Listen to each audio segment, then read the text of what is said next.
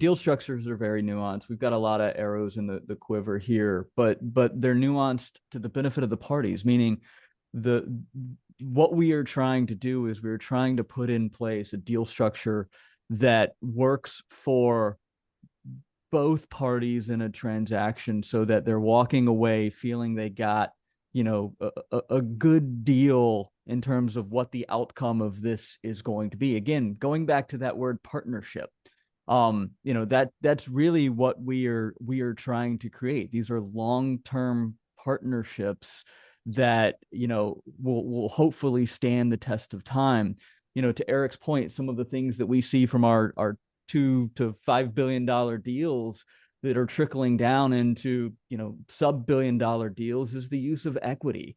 That's typically a component of deal structures that was reserved for billion-dollar plus deals, 3 or 4 years ago. We are seeing equity deployed in sub-billion-dollar deals now on a very regular cadence. And it's not only being deployed at the founder level. It's being deployed as an incentivization for, G2s in an organization that may only have, 5, 10, 15, 20%, and they can roll that equity or come up with a different structure that allows them to gain that equity participation. The reason that's important is because these G2s or advisors in the organization have strong client relationships, and you need to incentivize them to have that partner mentality. You don't want to turn a partner into an employee.